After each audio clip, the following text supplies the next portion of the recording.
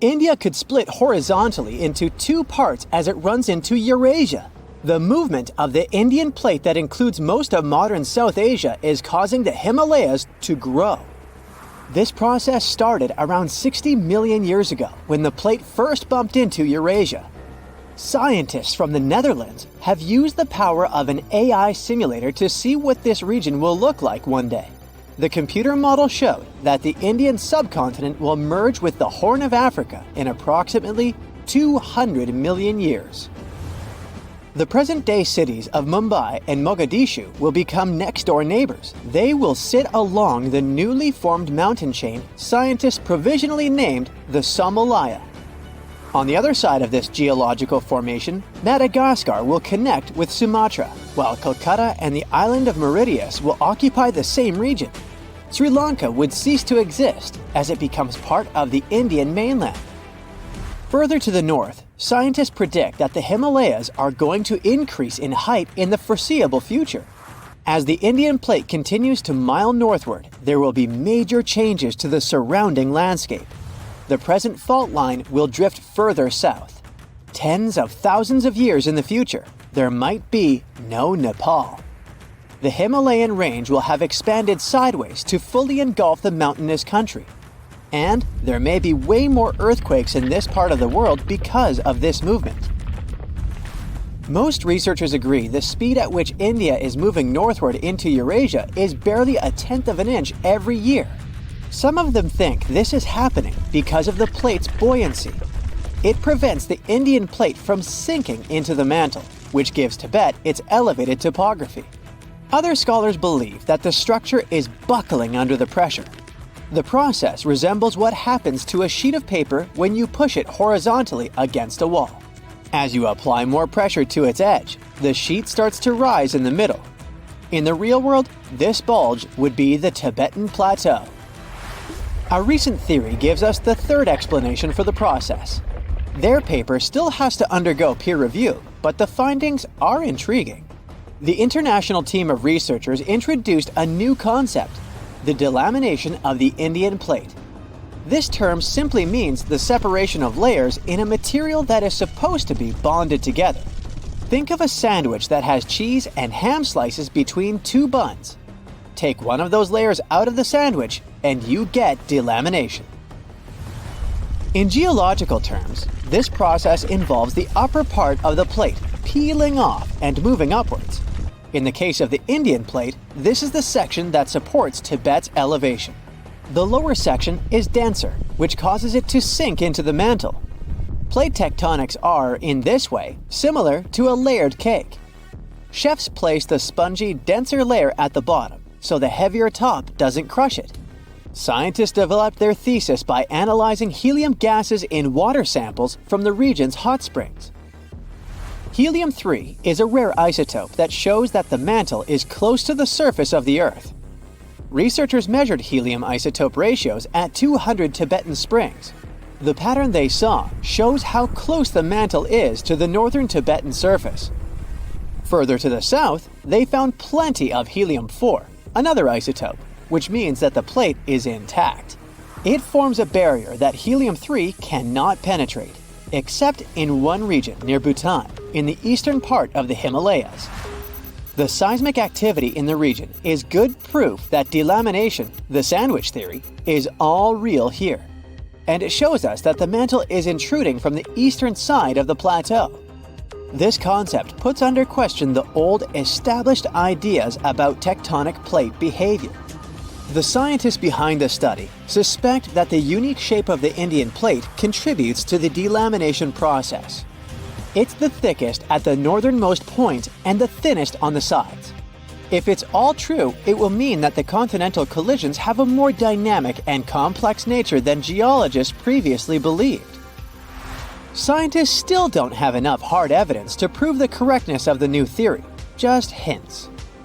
Drilling to depths of over 60 miles is mechanically impossible right now. Such excavations are necessary to be 100% sure that the delamination process is going on. With the right technology, we would be able to better understand the hazards associated with earthquakes in the Asia-Pacific region. It's home to the famous Ring of Fire, where 75% of Earth's volcanoes are located. 9 out of 10 all earthquakes take place here. The India-Australia-Capricorn tectonic plate beneath the Indian Ocean is also important for solving Earth's tectonic mysteries. The term geophysicists use for such locations is nascent plate boundary. These are plates where tectonic plates are just starting to pull apart or push against each other. They represent the initial stage of a full-fledged plate boundary. Such a geological transformation unfolds at a pace of barely 5% of a single inch per year. That's about as long as a strand of spaghetti is wide. This shouldn't worry us too much from today's perspective. The India-Australia-Capricorn plate is destined to split in half over the course of tens of millions of years. Scientists from France studied records of 2 earthquakes that happened in 2012 and concluded there must be a nascent boundary there. Earthquakes normally occur at places where 2 or more tectonic plates meet. But the tremors in the Indian Ocean happened in the middle of the plate. The scientists used sonar scanning to map out the seafloor and see what was really going on there. After further examination of the marine area off the coast of Western Australia, researchers found a complex network of 62 pull-apart basins along a fracture zone. The scientific data backed up the idea that the tectonic plate was slowly but surely breaking apart. It's another proof that the outer layer of our planet is dynamic, not static. In some cases, you don't have to be a scientist to notice these powerful underground forces. Massive crevices emerged almost overnight due to heavy rainfall in a seismically active region in rural Kenya, first in 2018 and then again in 2023. The local population named the biggest of them the Grand Canyon. These events were not one-time incidents, but signals from the East African Rift system, part of the Great Rift Valley. This huge geological phenomenon stretching from Jordan to Mozambique shows us the gradual splitting of the African continent into 2 subcontinents. You can find rift valleys all around the world as proof of how tectonic plate movements are changing the planet. The East African Rift shows the underlying dynamics of the Nubian and Somali plates. The Nubian plate bears most of Africa, and the smaller Somali plate cradles the Horn of Africa. The 2 are gradually moving away from one another, which causes the formation of crevices within the rift valley. This process of continental rifting, going on at a rate slightly faster than the one in India, will eventually lead to the split of Africa into 2 continents. The whole process, which is about to happen in the next 10 to 50 million years, marks a significant geological event that reminds us of Earth's historical transformations. The last time our planet's geography changed so drastically was during the Jurassic period. The world map from the period looks recognizable, but the land masses were oddly positioned from the modern perspective. In the north, Eurasia was still loosely connected to North America, which was at the time called Laurasia. This landmass was slowly moving away from the supercontinent of Gondwana, further down south. It consisted of what we know today as Africa, South America, Australia, and Antarctica. At the time, the Indian plate was closer to Madagascar than to Eurasia, as it is today. A giant crack, more than 2,000 miles long, is splitting open across Africa. Roads, houses, even schools are getting torn apart. Now, scientists think they've finally figured out what's causing it. An enormous column of scorching hot rock called superplume, rising from deep inside the Earth. And it's slowly pushing the land apart inch by inch. This isn't a small shift though. The continent is breaking in 2, and the clue to what's going on could be hidden thousands of miles away in Hawaii. And why does the United States suddenly have a role in all of this? Hang on, we'll get there. First, it's important to know this isn't new information. Africa has been slowly splitting for about 25 million years. This is happening in a region called the East African Rift System. It stretches thousands of miles from Ethiopia down to Mozambique and is the largest active continental rift system on the planet. And by that, I mean places where the Earth's crust is being stretched and pulled apart, causing faults, earthquakes, and volcanic eruptions. Scary stuff to say the least. Back in 2018, for example, a massive crack appeared near a small town just west of Kenya's capital, Nairobi. In some spots, it was about 65 feet wide. That's almost the length of 2 school buses parked one after the other. The whole thing was terrifying. It happened fast and left a trail of destruction. Roads were cut off, farms torn apart. People were on edge as the ground opened up beneath their feet. And I mean that quite literally. One man watched the crack rip straight through his home. He barely had time to grab a few of his belongings before his entire house collapsed. Sounds terrifying, right? Since it happened in the East African Rift region, panic spread fast. The media was all over it, claiming it was proof that Africa is splitting apart. People standing near the crack thought, oh boy, it's already happening. And many still believe that today. But that's not actually the case. At least not with that particular crack. Because after the initial panic, videos and photos of it revealed clues that it wasn't related to tectonic plate movement. First clue, the 2 sides of the crack didn't match. Like trying to fit the wrong puzzle pieces together. They simply didn't line up. Second clue, the gap wasn't one continuous line. There was some kind of soiled bridges in between. All this showed it was sudden erosion. I mean, some specialists believe the crack had once been filled with volcanic ash from nearby Mount Longonot. But then the region was hit with heavy rains. When water soaked through the soil, it washed the ash away, leaving the gap exposed. Problem solved. Even after the truth came out, it was too late. This event brought the whole Africa is splitting talk back. And here's the thing. Even though that crack had nothing to do with it, make no mistake, Africa is breaking apart. That's because the continent sits between 2 tectonic plates, the Somali Plate in the east and the Nubian Plate in the west. The problem is they're moving away from each other, and as they drift apart, the gap in the East African Rift keeps getting wider. Eventually, the Somali Plate could split completely from the Nubian Plate, creating an entirely new landmass, something on the scale of Madagascar or even New Zealand. You don't have to worry though. This process is super slow. So slow that none of us will see it finished. Experts say the continent is moving apart by about 0.3 inches a year in some places. To give you an idea, that's less than the length of your fingernail. So we can say this split will take millions of years, which is good news for the people living there. But that doesn't mean they won't feel the effects of this slow break. In fact, they're already happening. Take Ethiopia's Afar region, for example. Back in 2005, this area showed just how unpredictable the rift can be. In a short period, 420 earthquakes hit the area, opening up a massive fissure. What usually takes centuries happened in just a few days, completely challenging what scientists thought they knew about the speed of geological changes. Back then, the crack stretched for more than 35 miles, and life around it is still far from easy. Recent earthquakes destroyed much of the local infrastructure.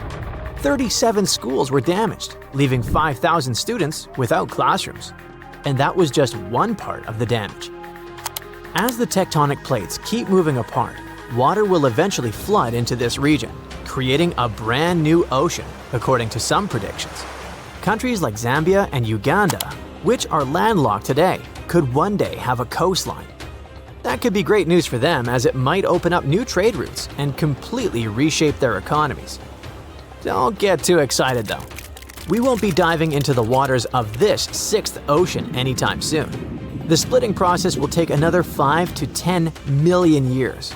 But it's tough to say exactly when, since big seismic events, like earthquakes, could make it all happen faster. So here's what we know. The Somali Plate and the Nubian Plate are in the middle of a dramatic tectonic breakup, slowly moving apart. Africa is breaking in two. Earth will probably gain a new ocean because of it. But until recently, we didn't know exactly what was triggering all of this. Like, yeah, those tectonic plates are moving, but why? I mean, is this massive geological process being driven by something happening in Earth's mantle? Or could it have a much larger, deeper source? Well, scientists think they may have finally cracked the mystery. They believe the continent is breaking apart because there's a deep mantle superplume, a huge column of hot rock beneath the East African Rift system. Think of it as a massive subterranean hammer pushing upward, pressing against the crust, and slowly cracking it apart. But here's the interesting thing. Scientists reached that conclusion thanks to something that happened in a completely different part of the world, Hawaii. Under this US state, there's also a plume of super hot rock rising from deep inside the planet. It melts the crust above it, and that's what fuels Hawaii's volcanoes. As the Pacific Plate drifts over this plume, molten rock breaks through in new spots, creating volcano after volcano. Over millions of years, that's how the Hawaiian Islands were formed. This Hawaiian plume contains noble gases like helium and neon. And you know where else scientists found those same gases? That's right, beneath the East African Rift system. Bingo! That discovery backed up the theory that a superplume is driving what's happening in Africa. And we call it super because it might be massive.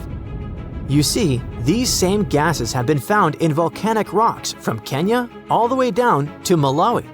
So everything points to the existence of a single superplume that stretches from the Indian Ocean to the Red Sea, not a bunch of several isolated sources. If their data and research are correct, scientists estimate that this superplume beneath Africa likely starts at the core mantle boundary, which is located about 1,800 miles deep inside the Earth. While the East African Rift system's chemical signatures are similar to those found in volcanic rocks in Hawaii, they're not identical. The Hawaiian plume is thought to be a narrow, rising stream of hot mantle, a bit like the movement inside a lava lamp. Africa's plume might be shaped differently, more like a large mass of hot, buoyant material rising from deep within the Earth. As it reaches the surface, this hot material hits the colder, solid outer layer and spreads out, pushing hard enough to crack it open and trigger intense volcanic activity across the region. And if this theory is right, we're watching a slow but unstoppable force that will redraw Africa's map and change the continent forever. Around 3 to 200 million years ago, all the continents were stuck together as one big landmass. Over time, they moved apart and formed the continents we have today. That giant landmass was called Pangaea, and the Earth looked very different back then. Which begs the question, what would our life be like if that split never occurred? Well, let's find out. In simple words, tectonic plates are big chunks of the Earth's outer shell. Our planet is like a puzzle of landmass, and these plates are the pieces. Since the Earth is so incredibly hot inside, its heat influences the rocky ground above the core. Slightly melted rocks start floating in the ocean of scorched magma. This movement creates the tectonic plates, and they're always moving, just really slowly, which is why we don't notice it. Their movement has been a fundamental force shaping the Earth's surface, climate, and the evolution of life over millions of years. For example, when two plates bump into each other, one might go under the other. Or they might slide past each other. Sometimes they pull apart. All these movements create things like earthquakes and volcanoes. And when plates push against each other, it can make the land go up, creating mountains. So, the big mountain ranges on Earth like the Himalayas formed because tectonic plates were pushing into each other. Now, here's the thing with Pangaea. In a supercontinent, all tectonic plates are united, and they don't really move. Well, at least not a lot like they do now. So if Pangaea remained intact for billions of years, everything in our world would look completely different. For example, we wouldn't have many mountain ranges anymore. No Alps, Himalayas, and Andes. What a nightmare that would be for ski lovers. But there's an upside to that too. No continental drift means much less disasters in our world. All our earthquakes, tsunamis, and volcanic eruptions would be much rarer and calmer. or might not occur at all. However, hurricanes would keep existing, and they could be crazy strong. With Pangaea being one huge lump of land, the rest of the world will be water stretching from the west to east. That's just a free water slide for a hurricane. Please feel free to build up in intensity without anything to bump into. So once it finally reaches us, prepare for Category 5 or even stronger hurricanes or tornadoes. They'd be regular visitors too. And if you decided to live in eastern Pangaea, yep, you're doomed.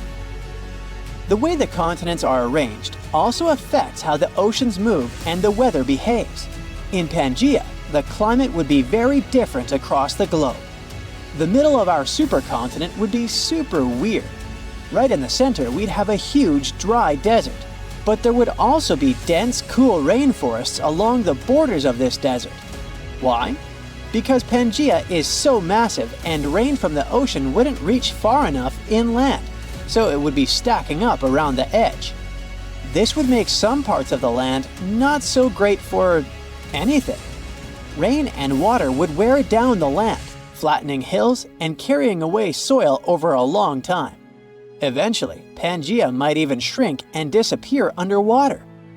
Closer to the edges of Pangaea, the weather might be more mild or tropical.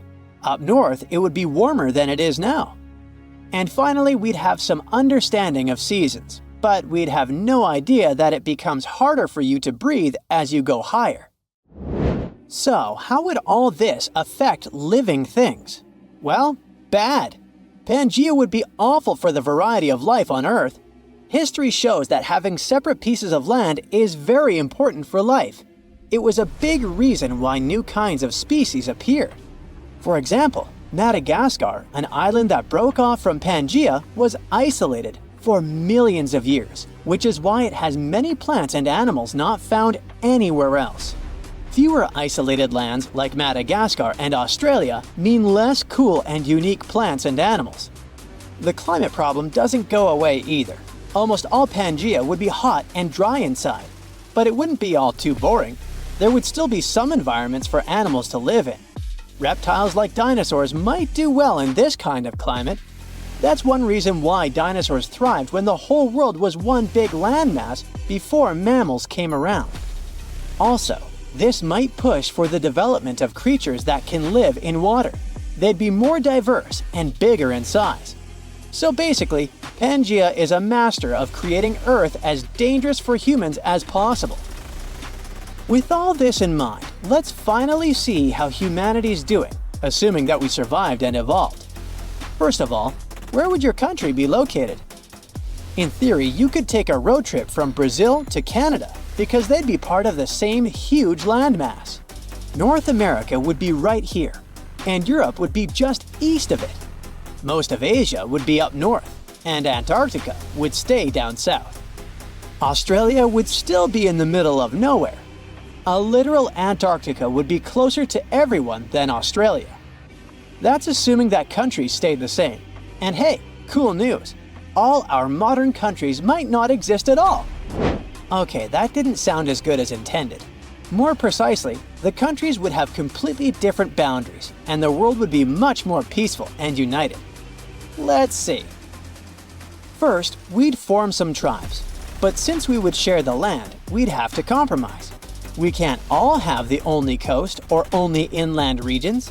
Each tribe would probably get a fair piece of the land so that everyone could meet in the middle to settle problems or make trade agreements. As tribes got bigger, people would move to new lands, separated by deserts and forests, forming their own nations. The hunter-gatherer era might take some more time, since we have fewer animals and plants. If we started hunting, we'd probably wipe out all the big animals pretty quickly. Except for the ones we could potentially domesticate.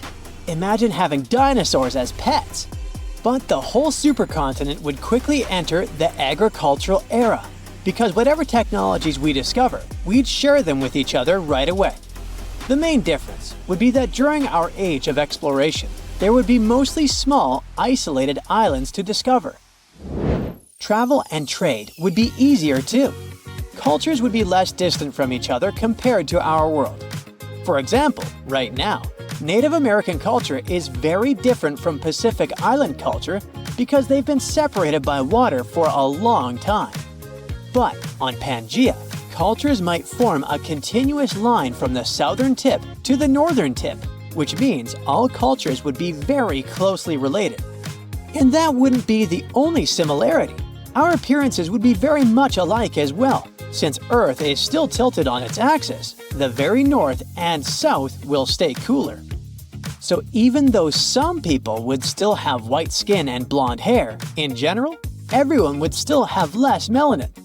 Around the central part where the sun is always shining, most people will still have dark or tanned skin.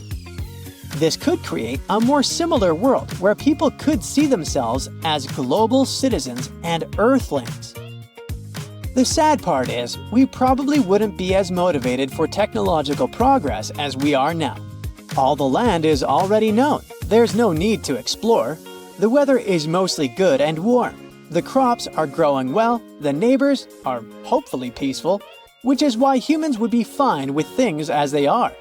We'd probably stick to basic tools and science. Of course, we're naturally curious creatures, so we'd still have some progress. It just would be very slow compared to our world. What sounds boring for some might sound awesome for us. Our life would be less exciting, but we'd be more united and peaceful. Maybe, in a world like that, we learn to treat each other with more kindness and love. But we can only imagine. Now, history teaches us that the supercontinent existed a long time ago, around 300 to 273 million years back. At that time, all the continents on Earth were buddies and hanging out together. They formed an amazing crew called Pangaea, or Pangaea if you're feeling fancy. The name comes from a Greek word which means all the Earth. Pangaea also had a massive water neighbor called Panthalassa. So our entire world was a huge piece of land surrounded by a huge piece of ocean. The megacontinent looked like a giant sea, stretching between the tippy top and bottom of our planet. But as stories go, things change. About 200 million years ago, in the early Jurassic epoch, like dinosaur times, Pangaea decided to throw a breakaway party. Forget about the old ideas of continents just drifting around like big icebergs. It split up into smaller chunks, forming the continents we know today. Oh, and it created the Atlantic and Indian Oceans as a bonus. Pangaea's tale was first told by a German weather expert named Alfred Wegener in 1912. But how did he learn about something that happened so long ago? Imagine the Earth's core as a big, cozy fireplace, giving off heat. This heat creates special swirling currents in the Earth's outer shell. We can think of it as the Earth's crust, which looks like a big puzzle with many puzzle pieces.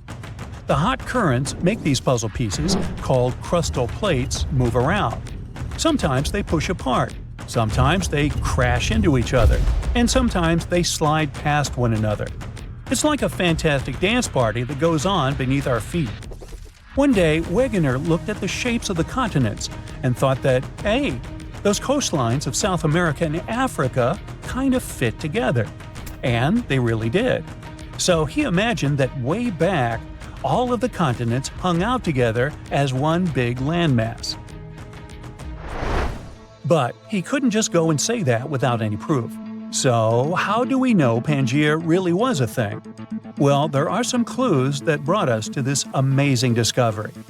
One clue is like when you put a puzzle together and the pieces fit just right.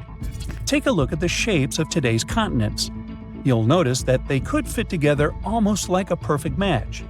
Obviously, their shapes changed over time. It happened millions of years ago, and since then, the shores of continents have been washed by waters for years. But even so, we can still see how well they fit together. Another clue comes from checking out fossils. We know that ancient animals left a lot of fossils behind. That's how we learned their history and what species there were. But when scientists compared fossils found on different continents, they found something interesting. These fossils look similar. Surprisingly, they belong to the same groups of animals, even though they were far apart. It's not like these animals could swim across the ocean on their four paws. and it's unlikely that this particular type of animal originated in two places at the same time. And finally, the mountains. Imagine exploring underwater and finding huge mountains in the oceans. These underwater ranges and deep trenches are like scars from when Earth's tectonic plates moved around. They serve as another proof that the continents are part of something bigger. When you look at these things together, you get a pretty clear picture. The Earth's continents were once huddled together in the supercontinent. They've since gone their separate ways, but the memories of their grand adventure are still written in the shapes of coastlines, the rocks they left behind, and many more. But it's obvious to us now. At the time of Wegener's discovery, there were different ideas flying around. Some folks thought that the continents sank down to make the oceans, but Wegener had a different take. He thought that the continents are always on the move. He even came up with a fancy phrase, continental drift, to explain it. Later, he was joined by another scientist named Alexander du Toit. He added a little twist to the story, suggesting there were two original continents, Laurasia in the north and Gondwana in the south. But the real party didn't start until the 1960s, when scientists figure out the secret ingredient in this recipe, plate tectonics. And finally, this theory explained everything Wegener and du Toit talked about. Wegener's theory was proven correct after 50 years. As time passed, we learned more and more about our planet. We found out that the Earth used to have multiple supercontinents. Before Pangaea, there was a megacontinent called Rodinia around 1 billion years ago. And later on, Pannotia joined the scene about 600 million years ago. What's interesting is that the continental drift story is far from over. Our continents are always on the move. Africa is giving Europe a friendly bump, and Australia is playing a game of bumper cars with Southeast Asia. You know what's on the horizon?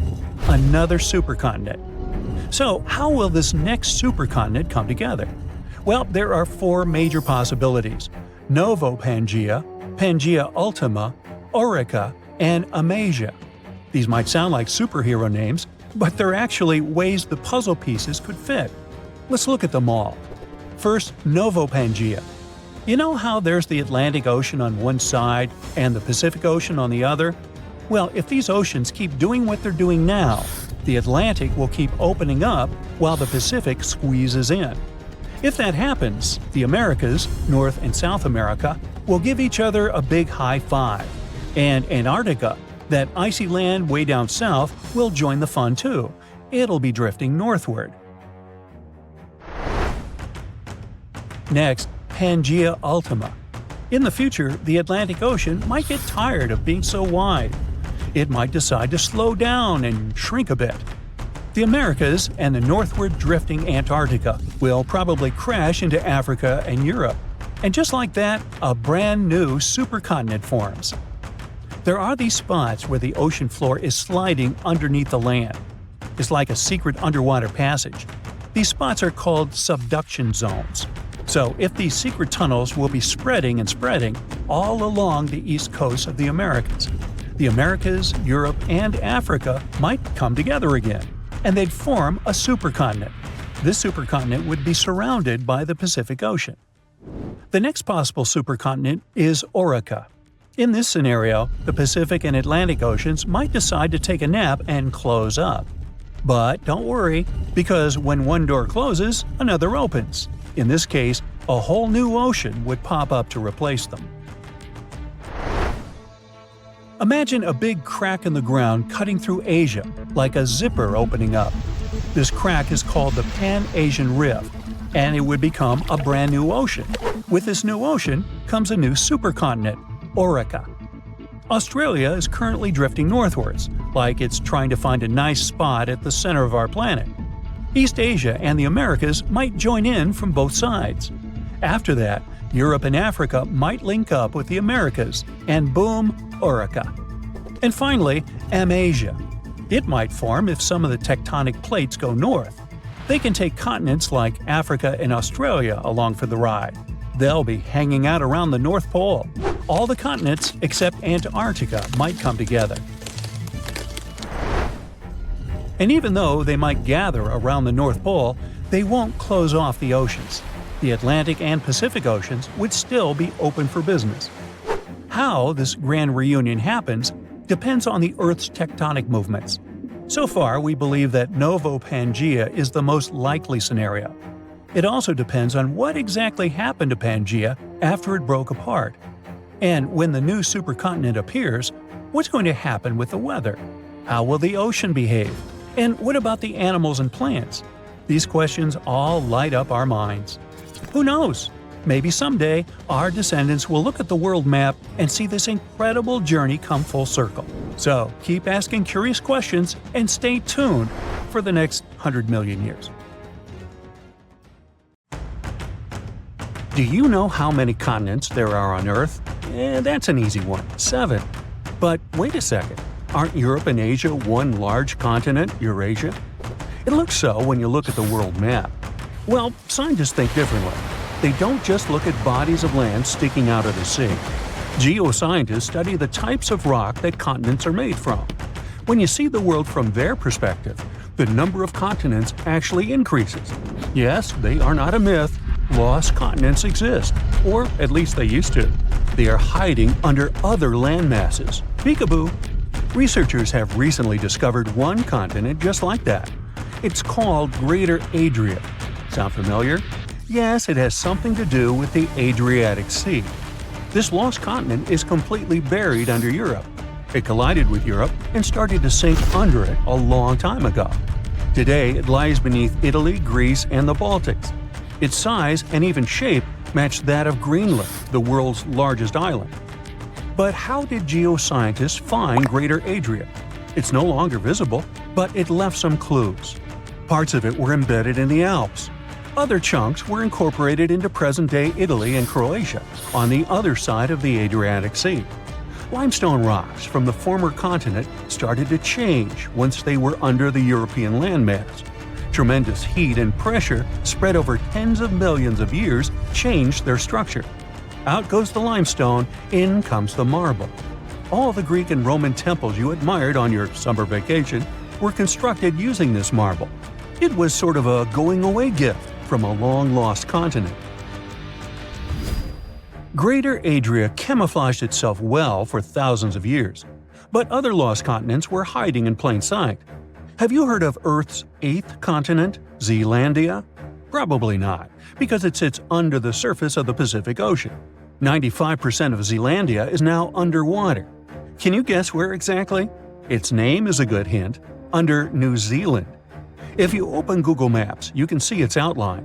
Look for a lighter shade of blue in the ocean. It should stretch from New Caledonia to New Zealand. This bump in the ocean floor used to be above sea level. It was about 2/3 of Australia and more than twice the landmass of Greater Adria in size. We can spot Zealandia today because it hasn't sunk too low, and that's the best way to discover other lost continents. Imagine the Earth without the oceans. The bottom of the sea isn't flat. There are mountains and trenches. You could put Mount Everest in the deepest of them, and there would still be 7,000 feet between it and sea level. This trench got so deep because of a geological process called subduction. The Pacific Plate got under the Philippine Plate. Earth's crust is made out of those plates that float in a sea of molten rock. Then they bump into each other, one goes down while the other one rises. That's how Greater Adria ended up under the European continent. Our planet is constantly on the go.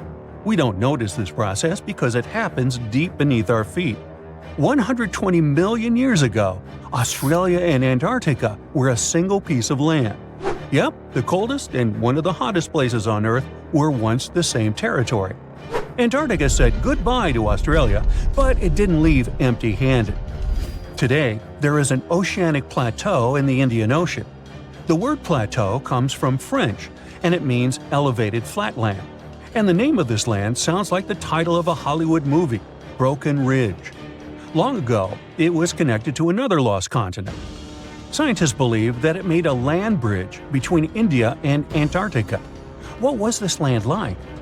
The answer possibly lies in a tiny archipelago in the southern Indian Ocean. These islands are all that is left of an ancient landmass. They have a cold climate. The islands feature glaciers because they're so close to Antarctica. But in the past, the climate must have been temperate with plenty of rainfall. The animals and plants would have been similar to those that we find in tropical regions today. The Lost Continents landscape probably resembled that of New Zealand. Now, while we're in the area, can you guess which continent the island state of Madagascar once belonged to? If you guessed Africa, sorry, you were wrong. Hey, don't feel bad. Look up and to the right of the map. The correct answer is India. Some 120 million years ago, I wasn't around then, India separated from the African continent and went northeast. Madagascar wasn't quick enough and ended up as an island off the southeast coast of Africa. But there is evidence of an even greater landmass, the lost continent of Mauritius. Scientists found traces of the ancient landmass under the island of Mauritius. Today, it's a tourist hotspot, but millions of years ago, it was a real hotspot, volcanoes and all. That's how scientists were able to retrace the steps of Mauritius. They found a mineral that exists in rocks which lava spews out after an eruption. The long-lost land once covered the area from Mauritius to the west coast of India. Imagine if that land existed today. It would form a great mix of Indian and African cultures. The local dishes would definitely be spicy. Now, speaking of spicy, have you had Indonesian food recently? Just 50,000 years ago, Southeast Asia looked much different. There was no Sumatra, Borneo, Java, or even Australia. Just Sunda and Saul, two continental masses that were divided by a deep water trench. You had the extension of mainland Southeast Asia on one side and the Greater Australia on the other. Back then, Bali stood at the southernmost tip of Asia. Biologists were among the first scientists to notice the split. Species developed differently on Sunda and Sahul. That's why Australia has unique animals, such as the kangaroo, wombat, and platypus. And did you know that a giant kangaroo once roamed the island of New Guinea? That's because, up until the end of the last age, there was a land bridge to Australia. Today, the two islands are separated by the Torres Strait, but it's quite shallow, less than 65 feet. It's a reminder that this was once a single landmass called Saul. Another ocean strait that isn't too deep separates Asia from North America. The Bering Strait sits today in the place of Beringia. This ancient landmass wasn't that big. It stretched 1,000 miles from north to south. That's just a third of the driving distance from Los Angeles to New York. Beringia was important for another reason. During the Ice Ages, it connected the whole world. Water levels were 300 feet lower than they are today. If they went even lower, you could walk from the Cape of Good Hope in Africa all the way to Cape Horn in South America. Talk about the ultimate backpacking route. Today, you can hop on an airplane and fly to pretty much any place on the globe. The world has never seemed smaller, has it? Well, it has. Some 300 to 200 million years ago, we were all one world, literally. Pangaea was a supercontinent that included all of the continents. Its name is in Greek, and it simply means all Earth. But Pangaea started to crack up. The biggest gap formed between the Americas on one side and Europe and Africa on the other. Seawater soon started pouring in, and that's how we got the Atlantic Ocean. This process is by no means over. While you are watching this video, North America is drifting further and further away from Europe at the rate of 1 inch per year. Doesn't seem much when compared to the average human lifespan, but in the end, all the continents will reconnect with each other, forming a supercontinent. And it wouldn't be the first time in Earth history that this happens. Honestly, I'm not going to wait around for that. At the end of December 2021, an underwater volcano with a rather exotic name, Hunga Tonga, woke up after several years of sleeping. It did that with so much energy and strength that people heard the eruption from over 100 miles away. Then it went back to sleep. But a couple of weeks later, it woke up again with a force 7 times greater than the first time. It broke the island above it in 2 parts. The lightning storm that started because of the eruption was the most intense in recorded history. The sound waves from the eruption traveled around the planet several times. Someone even heard a loud boom from it in Alaska. And it started the first known mega tsunami since ancient times. This tsunami took the lives of 2 people as far as Peru and caused trouble for 2 fishermen in California. But that's not all. This eruption could change the weather patterns on Earth for years. You may see the first proof in the summer of 2024, which is forecast to become much wetter than usual. Scientists believe the eruption was caused by gas building up to a critical point. Different minerals, including anhydrite quartz and sulfides, were building up for several months until they blocked the flow paths and sealed the gas within Hunga Tonga. Normally, when a volcano erupts, the fumes cause a temporary cooling effect on Earth's surface. But Hunga Tonga's eruption was different. It didn't produce much fumes, but released a massive amount of water vapor, roughly equal to 60,000 Olympic swimming pools. The intense heat of the eruption turned huge amounts of seawater into steam, which then blasted high into the atmosphere. All that water vapor ended up in the stratosphere, a layer of the atmosphere that's too dry to form clouds or rain. Scientists don't have any observations of volcanic eruptions like Hunga Tonga to predict its effects on our weather patterns. They can't tell exactly how long these effects might last either. This is because the only way to measure stratospheric water vapor is with satellites, which have only been around since 1979, and there hasn't been an eruption similar to Hunga Tonga in that time. Experts from different countries started analyzing satellite data right after the Hunga Tonga eruption. They wanted to find out how long water vapor would stay in the stratosphere, where it would go, and, most importantly, what this would mean for the planet. The first big result of the eruption, at least partially, was a huge hole in the stratosphere that was hanging on for several months in 2023. By the time it appeared, the water vapor had reached the polar stratosphere over Antarctica. In the following years, there wouldn't be enough water vapor left to enlarge this hole. It looks like Hunga Tonga will have just a minimal effect on global average temperatures. But there are some surprising, lasting regional impacts. One of the scientific models forecasts colder and wetter winters for northern Australia until about 2029. In North America, it predicts warmer winters, and Scandinavia could have even colder winters. This is just one study though, and one approach to understanding how the eruption of Hunga Tonga can change our weather. We do have at least one example from history when a volcano eruption changed the world. Over 2 centuries ago, in 1815, Mount Tambora erupted and caused the year without a summer. In the following year, the winter was unusually cold and wet weather across Europe and North America. A recent study confirms that 1816 wouldn't have been this cold without the volcanic eruption. The immediate effects of the eruption were catastrophic, with tsunamis destroying homes, claiming 10,000 lives, and 80,000 more who fell ill in the aftermath. The eruption of Mount Tambora was one of the strongest in the last 1,000 years. It had ejected an enormous amount of sulfur dioxide into the stratosphere, which quickly spread across the world. It resulted in the coldest year in at least the last 250 years.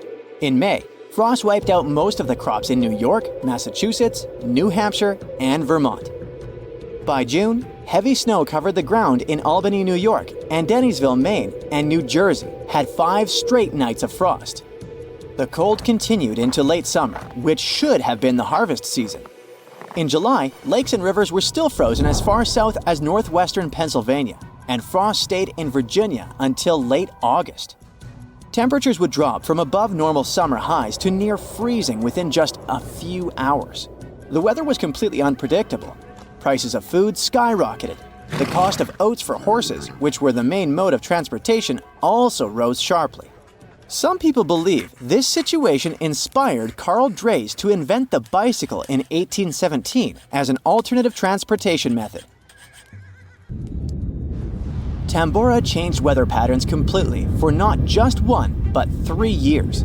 The whole planet got colder, and as crops failed, probably at least 1 million people starved. Scientists don't have solid evidence of volcano eruptions that have taken more lives than Tambora.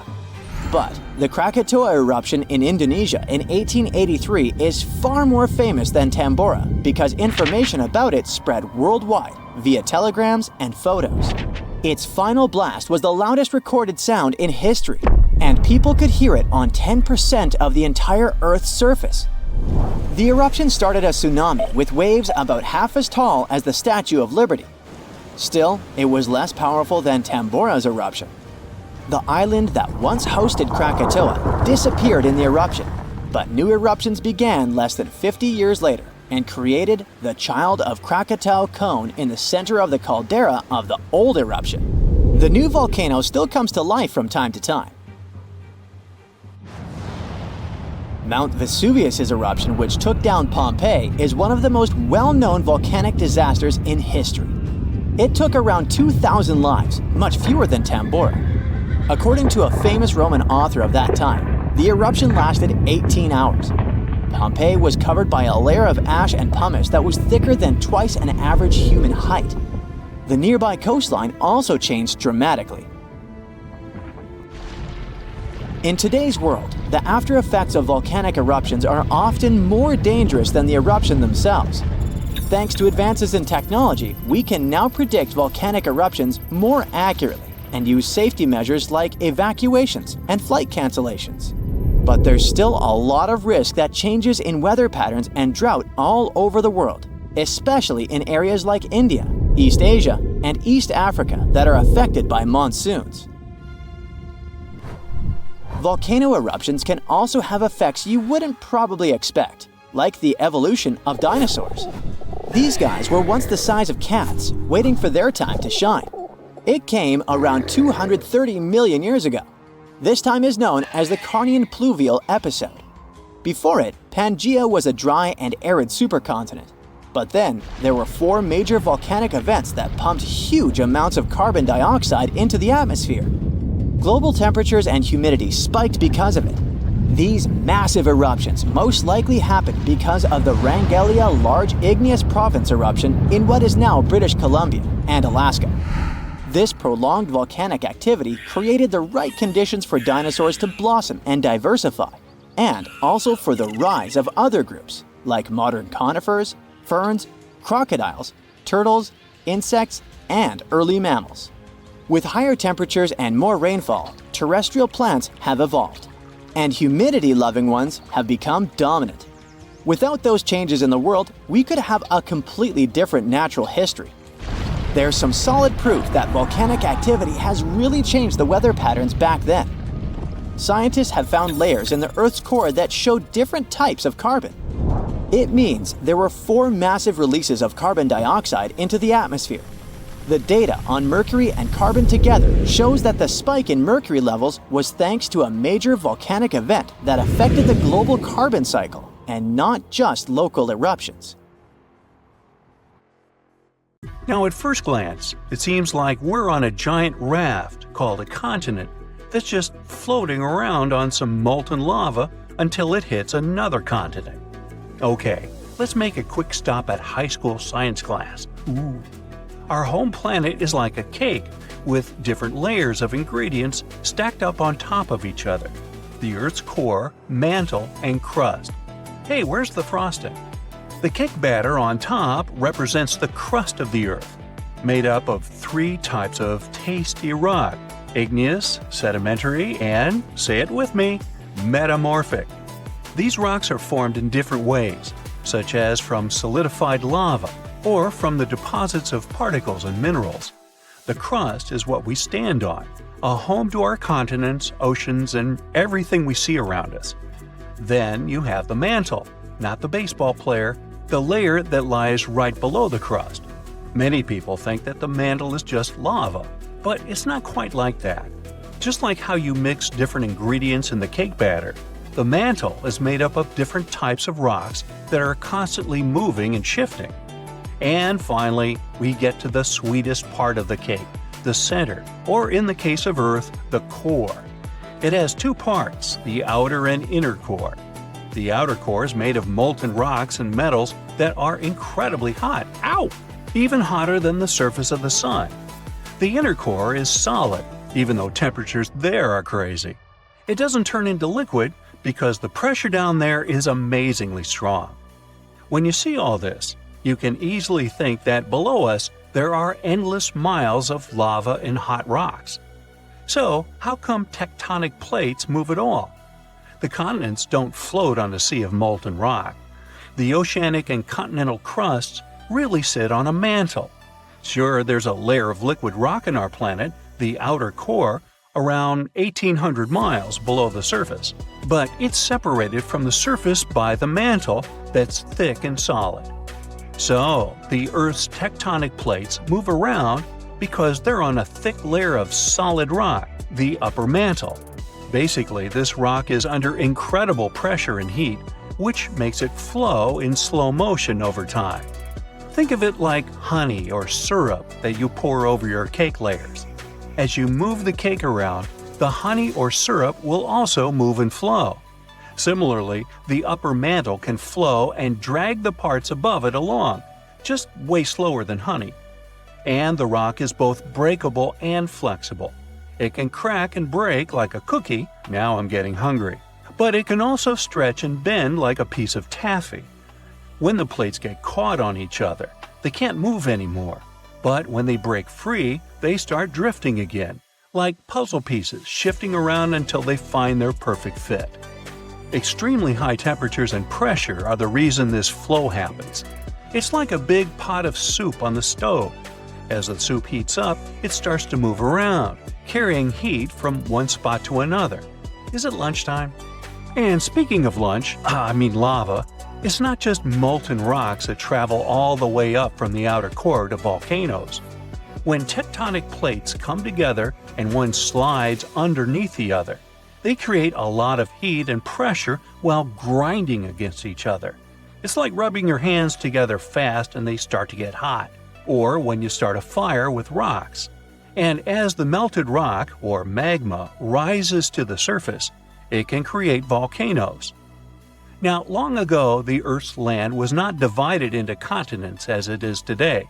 Instead, there was one giant landmass known as Pangaea, meaning all Earth in Greek. Whoa! Imagine being stuck in the middle of this giant ocean. So, over time, this supercontinent slowly broke apart. Its parts drifted away from each other and formed the separate lands we call continents.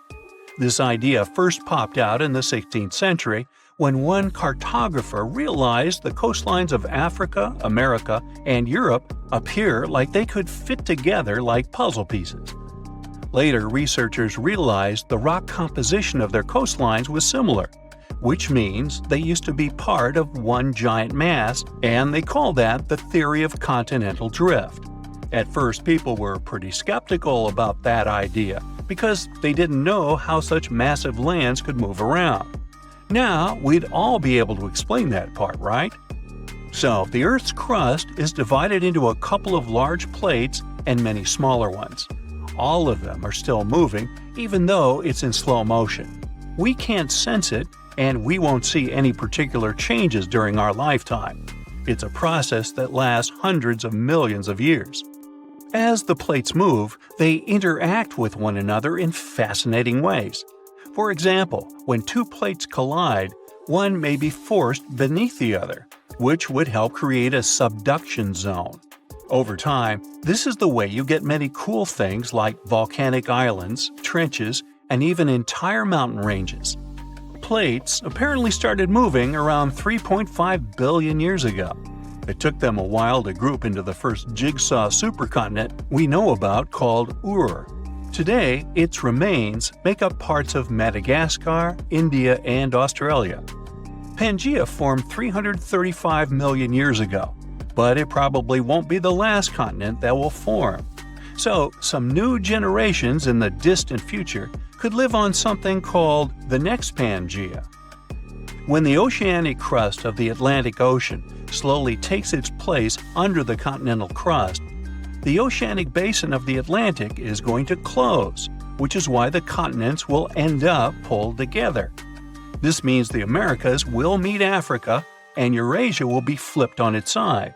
So, people might live on a giant landmass in the shape of a ring, clustered around the inner sea, or at least what's left of it. Or maybe continents will take another direction and make up a different jigsaw puzzle called Amasia. In this scenario, the Americans will drift westward, fuse with Australia, and pivot to around Siberia. And then there's more. Novopangaea is the option where the Americas swing together to embrace Antarctica and Australia, and Africa legs off to the northwest. Basically, all continents here get together to form a giant landmass that stretches from one pole to the other. Ready for one more? Nah, come on. A recent projection called Eureka gives an idea similar to Novopangaea. It's just that all continents here unite to become one gigantic land that clusters around the equator. Maybe this would be my favorite one to live at, with the sunny weather and the beach all the time. And who knows what kind of magnificent trenches, mountains, islands, and other geological beauties we'd get with this giant supercontinent. Pangaea broke up about 175 million years ago. As the Atlantic and Indian Oceans began to widen towards the east, the Ring of Fire was formed. It's a path that goes along the Pacific Ocean with so many frequent earthquakes and active volcanoes. This way, Eurasia was unable to cross this border and continue moving westward. And now Eurasia could move laterally along the Ring of Fire. The subduction zones kind of act like a barrier that forces the tectonic plates to move in different directions. So Eurasia could eventually collide with the Americas and form something similar to Amasia. It would be cool to sit there, grab the popcorn, and watch it from the side. But this is something that won't happen for the next 50 million years at least. I'm willing to bet I probably won't be here to see it. Different theories talk about different positions where this new supercontinent might end up one day. But it seems it will probably be somewhere in the polar area, centered on what we today recognize as the Arctic Ocean. Not my cup of tea. Bring me back the sunny one. Wait, scratch that. Let's go eat. It's been there for over 3 billion years, but now some of the Earth's oldest crust is falling apart. Today, our continents seem stuck in place, but over a long time, they've moved and shifted around a lot. It's all thanks to tectonic activity, which makes part of Earth's surface slowly slide around like pieces of a giant puzzle. Some of the most stable parts of these puzzle pieces are called cratons. Cratons are super old and strong sections of rock that form the roots of continents and keep them together. The North American craton is one of them. It makes up a big part of the United States, about half of Canada, and most of Greenland. Scientists have singled out about 35 of these big ancient cratons around the world. They mostly stayed in the same place for hundreds of millions of years because of how strong they are. But in 2014, they discovered that cratons might not be as indestructible as they thought. Some cratons had lost parts of their strong roots because of certain geologic processes and became thinner. It looks like cratons could become less stable if they go through more tectonic changes. In 2024, scientists at China University of Geosciences analyzed an ancient landmass called the North China Craton, or NCC for short. They wanted to learn more about how some of Earth's oldest rock regions can break apart. This process of cratons disintegrating is called decratonization. The NCC is so interesting to study because it has 3 main parts: the Western Bloc, the Eastern Bloc, and the Trans-North China Orogen, a zone that lies between the 2 blocks. Scientists found that during the Mesozoic era, the Eastern Bloc lost its deep ancient roots because of the strong Earth movements called tectonomagmatic events. So scientists wanted to see exactly how the processes in the mantle and the movements of Earth's plates led to the breaking down of the NCC. They created 4D models showing how the NCC's shape changed over time, including its surface shape, how its layers stretched, and the way earthquake waves moved through it. They found that a section of the tectonic plate slid beneath the craton and then began to roll back. This rolling and stretching made the strong rock thin out and eventually lose stability. All this started around 200 million years ago, back during the Jurassic period, when dinosaurs were rocking the world. The North China Craton isn't the only place where this decratonization process can happen. Other cratons, like those in North America, South America, and China's Yangtze region, may have gone through similar changes. Scientists say this shows how the continents on Earth have slowly changed and evolved over billions of years. And it looks like, when it comes to geology, there's no place that is 100% safe from changes, but it's no cause for alarm. You don't notice this, but our planet never stops moving and is perfectly normal.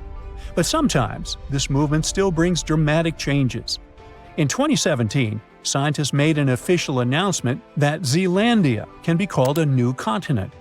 The continental shelves of this mysterious continent are lying at a depth of around 3,280 feet below sea level. The nearest oceanic crust dives even deeper, at 9,800 feet below that. Geologists have gone deep down to collect rocks from the ocean floor. They've found that, unlike the nearby oceanic crust, which is made up of fresh basaltic rocks, the crust around New Zealand is a mix of ancient granite, limestone, and sandstone.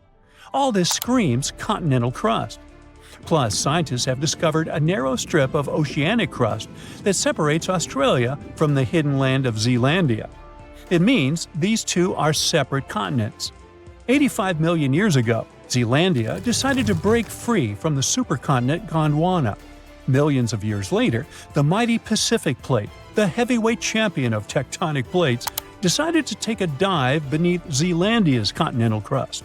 And that's how the root of Zealandia, that connection to its continental crust, broke off and went into the depths below. And that's not all the tectonic news from this part of the world. 120 million years ago, Australia and Antarctica were a single piece of land. They went their separate ways, but Antarctica didn't leave empty-handed. Today, there's an oceanic plateau in the Indian Ocean. Long ago, it was connected to another lost continent, the Kerguelen microcontinent. Scientists believe that it made a land bridge between India and Antarctica.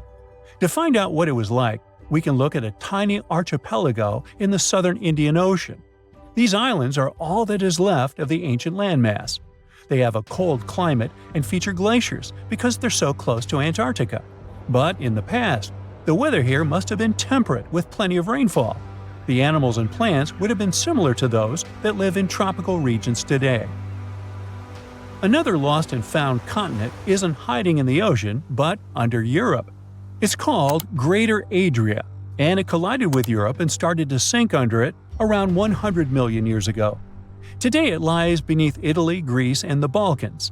Its size and even shape match that of Greenland, the world's largest island. Greater Adria is no longer visible, but it left some clues. Part of it was embedded in the Alps. The other chunks are part of present-day Italy and Croatia, on the other side of the Adriatic Sea.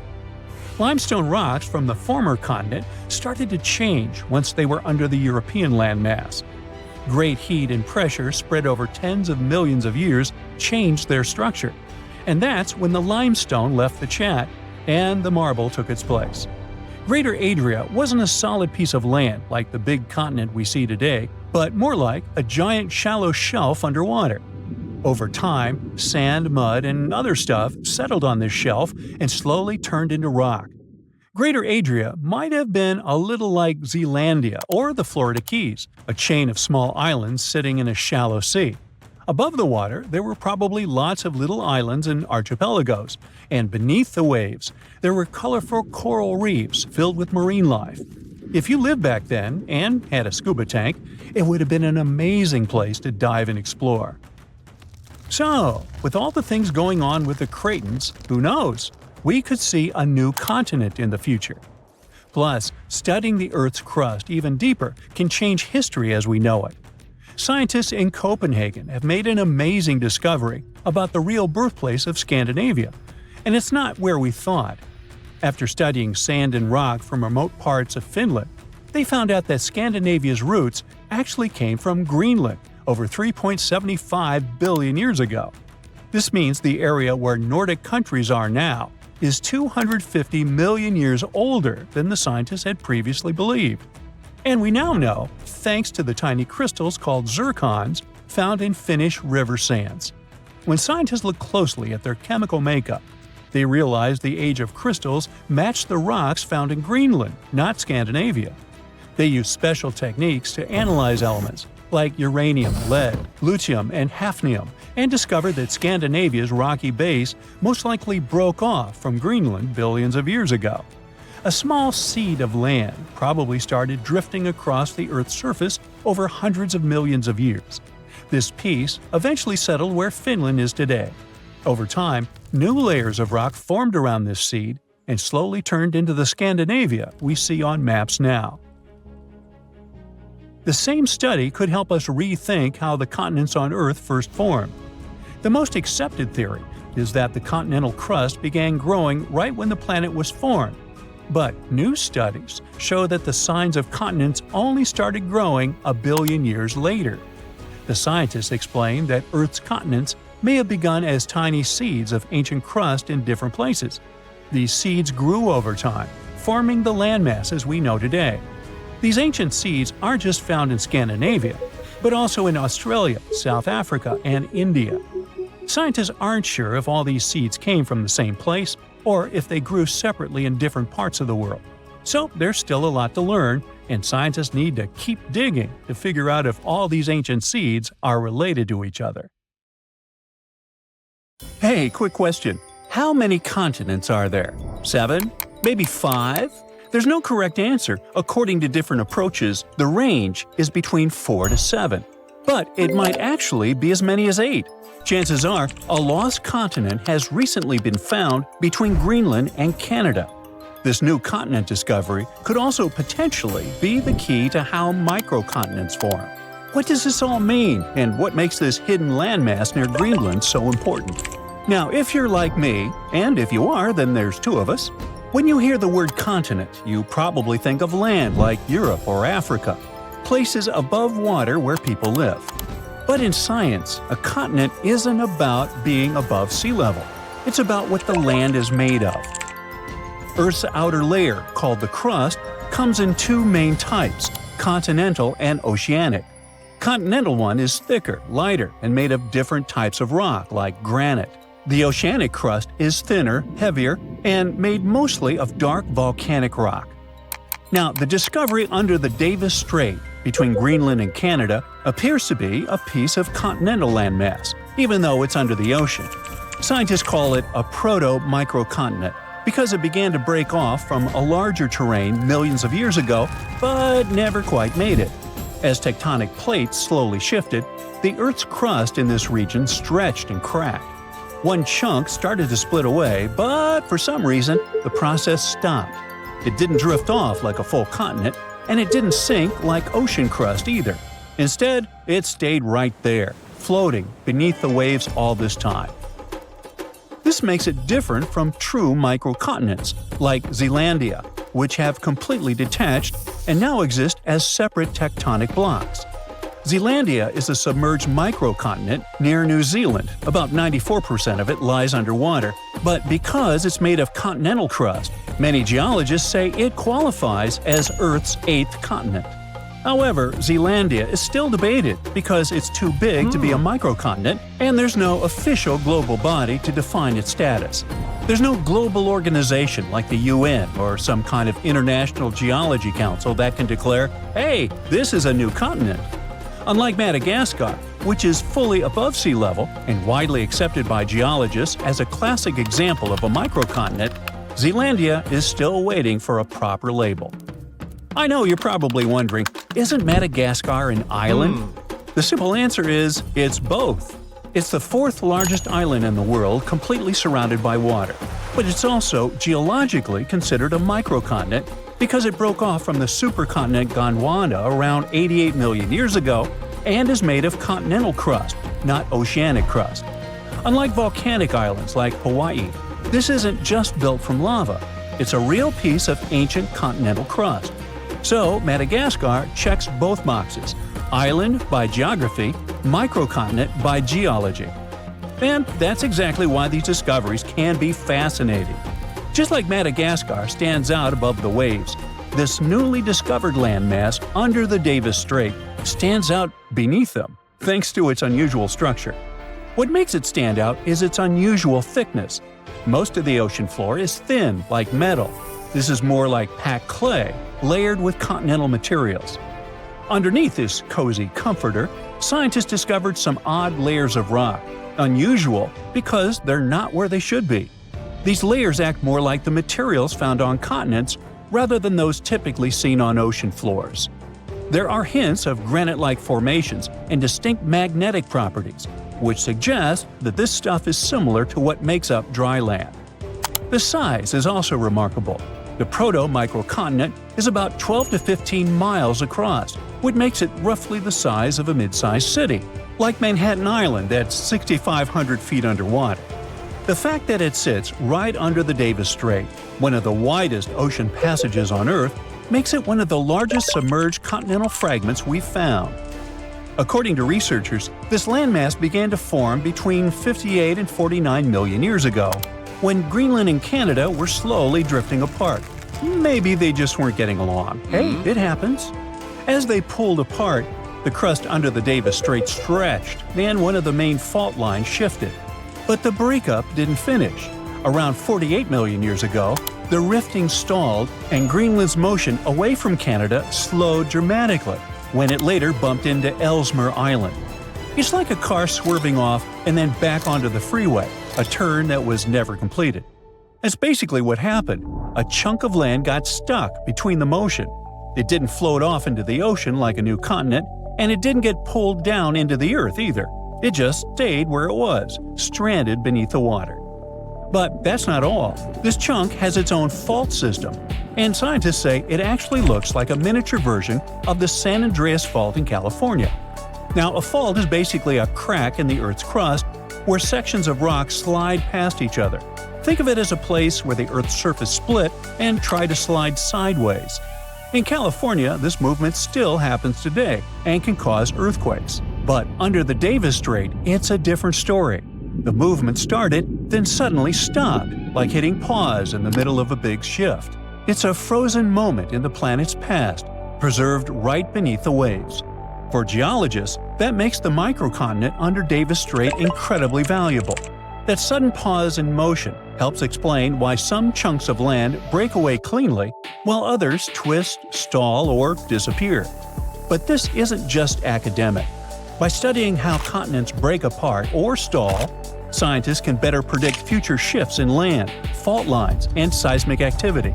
And predicting earthquakes and geological hazards could prove quite valuable to everyone.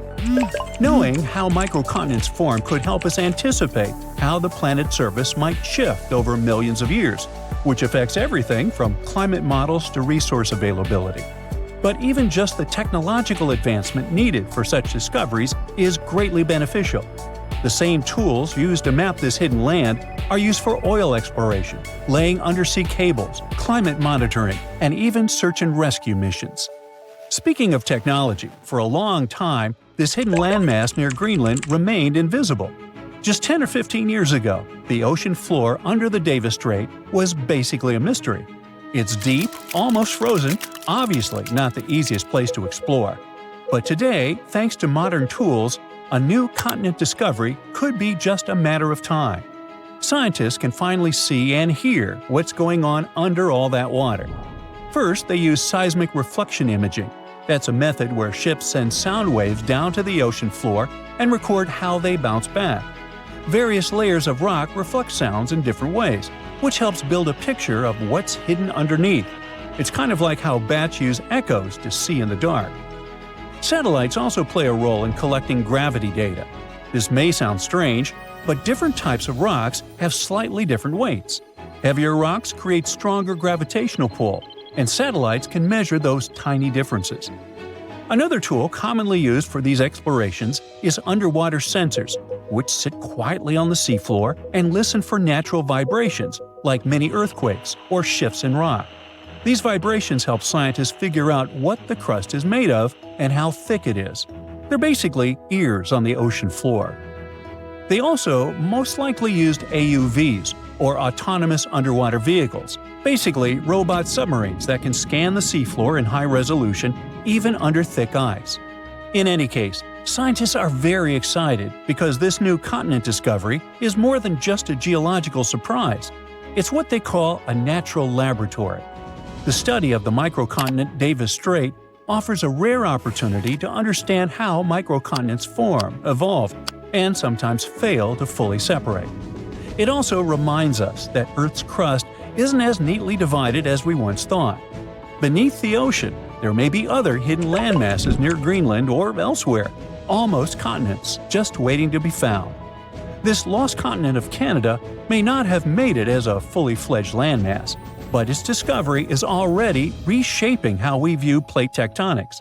And thanks to advances in technology, places we once ignored are now offering up secrets about the planet's deep past, and maybe even its future. New Zealand is located in the southwest Pacific, and it isn't just a country of mountains, the world's quirkiest creatures, and hobbit holes. But here's another cool fact. New Zealand sits on top of a hidden continent that's 94% underwater. That's right, just the tip of a sunken landmass more than half the size of Australia. And with sea levels rising, one question keeps, surfacing. Is it possible that all these remarkable creatures will need swimming lessons one day?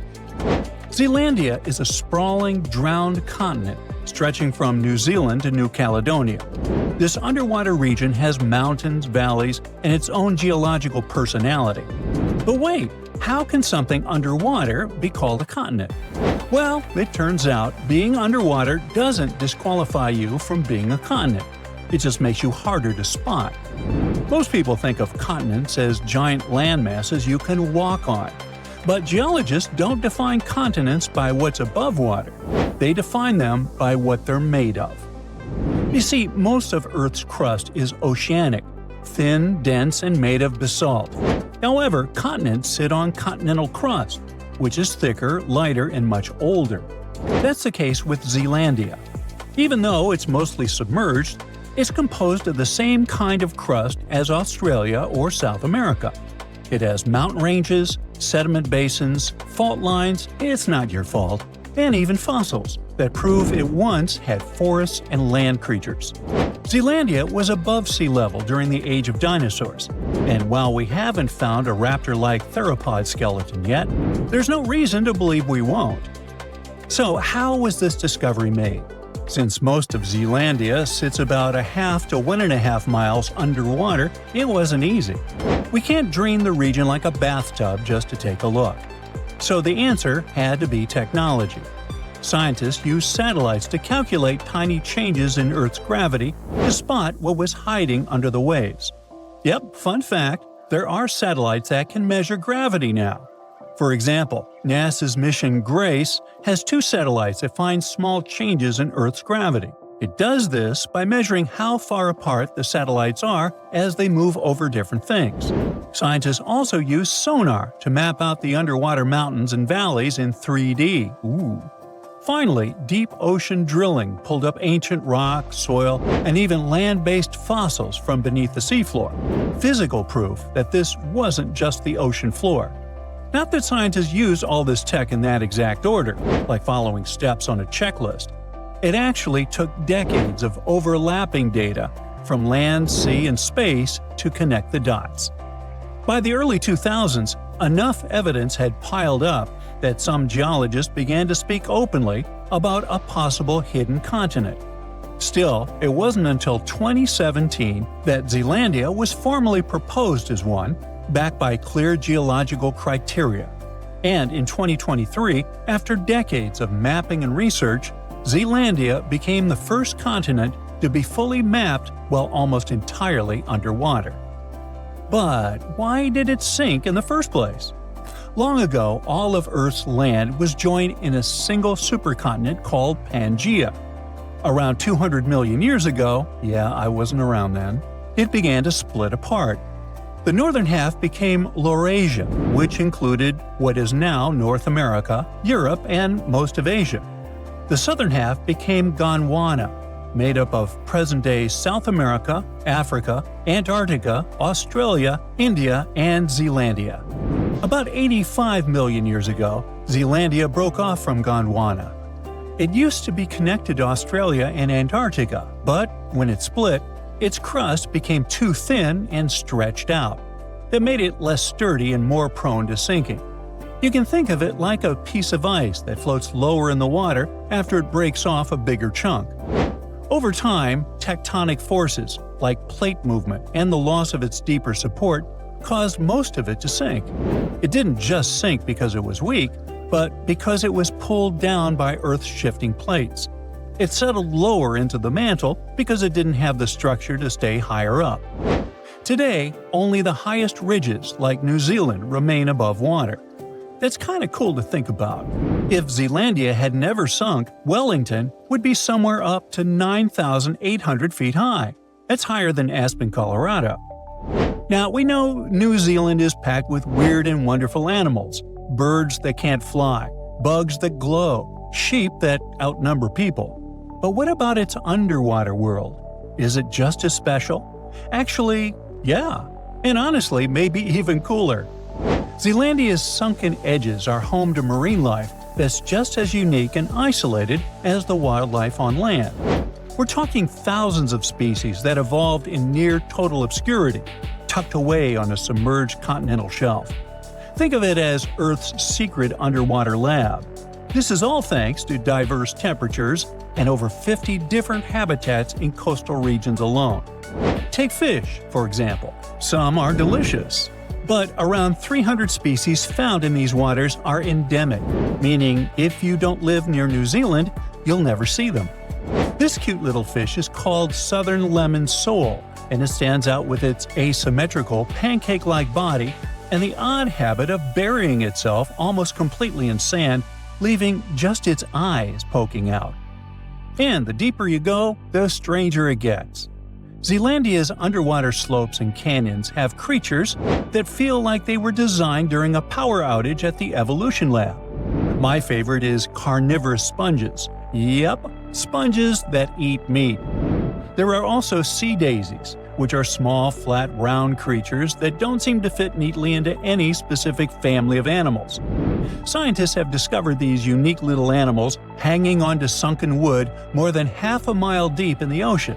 They're so unusual that researchers almost created a separate category just for them in the echinoderm family tree, which includes other marine life like starfish and sea urchins.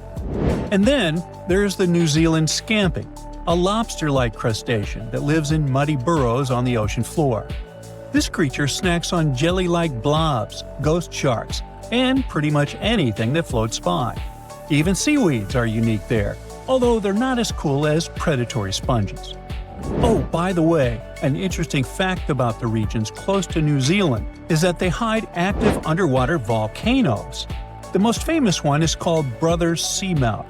It's located about 210 miles northeast of New Zealand. It's a massive underwater volcano with a crater at the top, constantly bubbling with heat and chemicals. What makes it fascinating is that these vents, called black smokers, support ecosystems that don't rely on sunlight. Instead, bacteria use chemicals like sulfur to produce energy, a process called chemosynthesis. These bacteria form the base of a food chain that includes species like tube worms and deep-sea shrimp, which are adapted to survive in extreme heat, pressure, and complete darkness. That's not typical for most ocean life, which depends on photosynthesis and stable conditions. Brothers Seamount is also loaded with metals like copper and zinc, making it scientifically valuable and, potentially, commercially tempting. So it goes without saying that Zealandia is incredibly important to scientists. It offers a unique window into Earth's geological and biological history. It's like a time machine and a natural lab that helps scientists piece together Earth's history. So, in the end, could New Zealand end up underwater due to water levels rising naturally with each century? If you're imagining New Zealand slowly disappearing beneath the waves, like a real-life Atlantis myth, don't. Even with sea levels rising, that kind of full-on submersion just isn't likely, even in the worst-case scenario.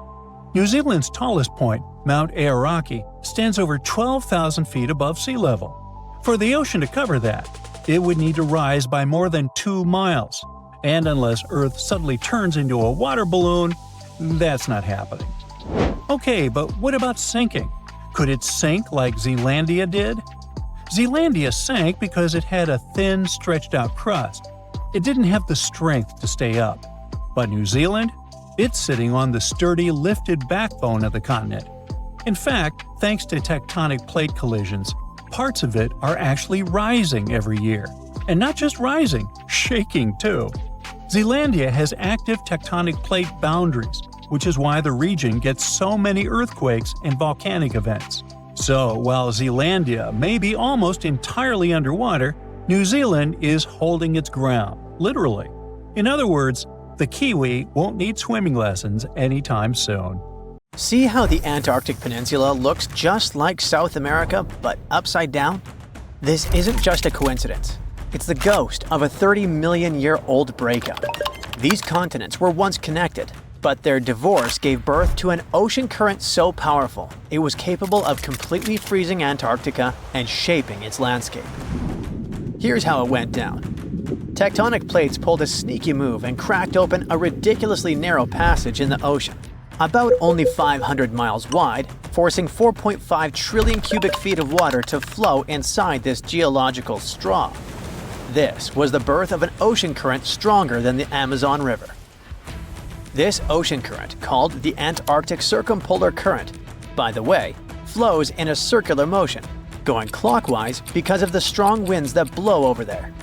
This circular motion around Antarctica caused erosion, shaping the landmass of the continent into a circle, except for that stubborn peninsula, which is being slowly dragged east like a kid refusing to leave a playground. Wait, South America and Antarctica used to be one? Yep, a long time ago. South America, Australia, and Antarctica were all part of a supercontinent called Gondwana, which also included Africa at some point. Back then, South America and Antarctica used to be basically joined at the hip by a land bridge called the Antarctic Land Bridge, which just so happened to be a lush green forest and also a great dinosaur highway. Yeah, you heard it right. Dinosaurs. A 95-million-year-old dino, whose name I can't pronounce, sorry, was discovered in Australia, and scientists found out it had actually been a distant cousin of Argentina's Sarmientosaurus. Same jaw, same chiseled teeth, same everything. These guys were like identical twins, separated by an ocean. How? Because back then, Antarctica wasn't a frozen wasteland. It was a temperate rainforest, like Oregon, making it a pretty nice travel route for a dino family. But the land bridge wasn't just for dinosaurs. About 40 million years ago, the ancestors of Australia's marsupials waddled to the land down under all the way from South America, taking the Antarctica route, another proof that these continents used to be connected. Things remained somewhat peaceful for the dinos and the marsupials until Earth's ground started moving. This is what a German scientist called the Continental Drift theory, back in 1912. Our German friend here basically looked at the coast of South America and went, "Hey, this looks like it could fit into the coast of Africa." Like a scientific Sherlock Holmes, he noticed what others had overlooked for centuries. The continents were clearly pieces of a larger puzzle. And he was right. Here's the deal. Planet Earth is made of many layers of rocks and metals, like a cosmic onion. The outermost layer, the lithosphere, is divided into pretty solid tectonic plates that move atop a layer of softer, somewhat molten rocks, like slippery ice. This is why the plates move. In fact, they've been rearranging Earth's face for billions of years, with supercontinents forming and breaking apart in cycles, like a slow-motion game of bumper cars. This movement might be pretty slow since most tectonic plates only move 0 to 3.9 inches every year, except for the Nazca plate, racing ahead at 7.8 inches, about as fast as your hair grows. But don't let their snail's pace fool you. These shifting slabs are the ultimate planet shapers. Their slow dance gives us everything from earthquakes that build mountains like the Himalayas, to rifts that birth oceans like the Atlantic. All because the oceanic crust is dense and sinks like a stone, while continental crust floats like a cork. It's this density difference that explains why continents exist at all. Without it, Earth would be completely covered by shallow seas. This slow-motion planetary renovation project is exactly what tore South America and Antarctica apart 30 million years ago. The plates under these continents started to drift apart in a process called crustal extension. It's like the lithosphere was pizza dough being slowly stretched until it thins and splits. As the crust stretched, it became thinner and weaker, eventually cracking like the surface of a drying lake bed. This whole thing gave birth to a new tectonic plate, the Scotia Plate, that emerged between South America and Antarctica, like a geological divorce lawyer. For a while, parts of this plate stayed above water as the last gasp of the Antarctic land bridge. It was Earth's version of that one thread still connecting your hoodie after the zipper breaks. These final connections might have persisted as chains of islands, but just like that fraying hoodie, the connection couldn't last forever. Eventually, this small but mighty plate became the final nail in the coffin of the land bridge connecting the two continents. Just like all the tectonic plates, this one was also on the move. As it expanded eastward, it opened a new passage of water called the Drake Passage, slowly covering the Antarctic land bridge with ocean water. The process was like pulling open elevator doors, at first just a crack, then wider and wider until the connection was completely broken. This geographical divorce had chilling consequences. The new Drake Passage allowed the Antarctic circumpolar current to form, creating an endless loop of cold water that isolated Antarctica, shaped its land, and even cooled the entire planet.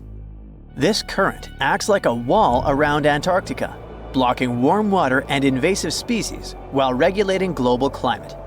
Eventually, Antarctica turned into an icebox that is 98% covered in ice sheets, and that holds about 61% of Earth's fresh water. Nowadays, this continent holds the title of the windiest, driest, and iciest place on Earth. It's a frozen desert where temperatures plunge below -128.6 degrees Fahrenheit, cold enough to freeze your breath mid-air. A layer of ice there can be more than a mile thick, and it expands even further in winter to cover an area larger than the continental United States. Today, if you want to travel to Antarctica, the quickest sea route is through the Drake Passage, a 500-mile-wide body of water that is narrow enough for the winds to scream across thousands of miles, transforming into monstrous waves that can tower up to 49 feet, though calm days create waves only 13 to 16 feet high. Still twice as tall as Atlantic waves, mind you. This is probably why sailors call this stretch of ocean the Drake Shake. But tectonic movement isn't just about shifting continents. It's Earth's ultimate life support system. You see, about half of our planet's heat comes from radioactive decay in the core. Thanks, uranium-235. Something like nature's nuclear reactor. This heat is behind everything from volcanoes to the very plate motion that once connected Antarctica to South America. And it only comes out of the core because of tectonic movement. Without this internal heat engine, Earth would be just like Mars. When the plates move and release heat, they also release CO2 gases into the atmosphere, regulating the temperature of our planet. And when the plates move underwater, they take a lot of this CO2 back to Earth's interior, recycling all this gas. This is why the plates can change our air, climate, and even the evolution of life itself just by moving around. But billions of years ago, these plates were not moving around. Back then, it was like Earth was wearing a solid ceramic shell with many cracks. But even without tectonic movement, the heat managed to escape through these cracks in a process called stagnant lid tectonics, kickstarting all life on Earth. And no, tectonic movement is not a thing of the past. Earthquakes are the living proof that it is not just happening today, but might repeat again on a more dramatic scale in the future.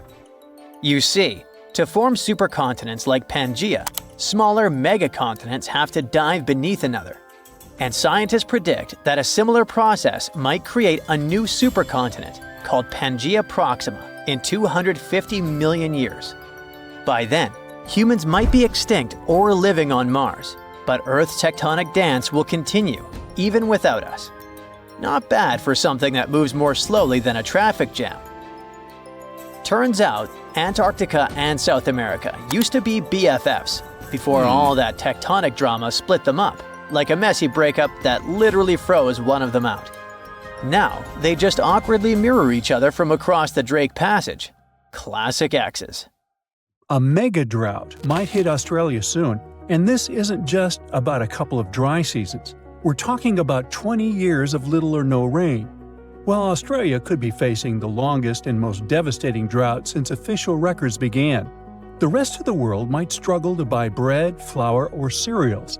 Energy prices are likely to spike globally, and neighboring countries like New Zealand, Indonesia, and Malaysia must be prepared to receive Australians directly affected by the lack of water. To truly understand how severe this situation could become, we should first examine past disasters.